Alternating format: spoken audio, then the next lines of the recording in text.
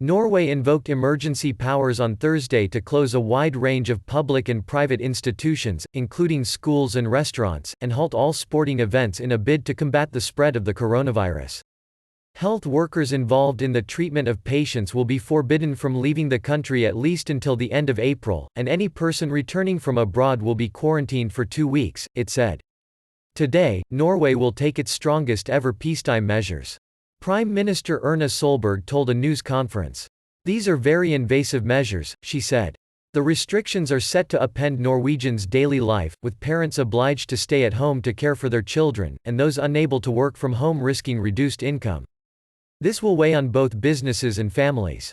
Solberg said, adding that the government vowed to provide measures that would aid business owners as well as allow for increased paid absence for parents caring for children. While lower oil prices will reduce the government's income, Norway can draw on its $960 billion sovereign wealth fund, the world's largest, the assets of which correspond to around 7 years of fiscal spending. On Friday, the government plans to announce a series of measures to aid industries that have been hard hit by the coronavirus outbreak, including airlines and hotels. Since Norway's first case of the virus was confirmed on February 26, the total number of infected people had risen to 621 as of Wednesday, including one at an offshore oilfield. The goal is to stop the virus, although it's not certain we'll be able to, said Bjørn Guldvå, the Director General of the Norwegian Directorate of Health.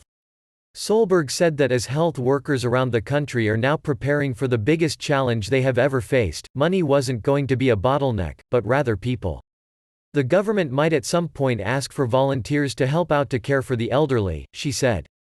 While the number of recorded infected people has risen sharply, Norway has conducted a comparatively larger number of tests than many other countries, said Minister of Health and Care Services Bent Høie. There is no doubt there is a bigger spread in Europe than what the numbers show. Solberg said. Separately, the central bank announced it will offer extra liquidity to banks in the form of 3-month loans amid market turmoil caused by the virus outbreak. The loans are being offered to ensure that the policy rate passes through to money market rates, Norges Bank said in a statement. Norges Bank has scheduled a March 19 policy announcement, with analysts expecting it will cut its key policy rate from the current 1.5%. The Norwegian stock market was 8.6% lower at 1448 GMT, while the crown currency had weakened by 3.6% against the euro.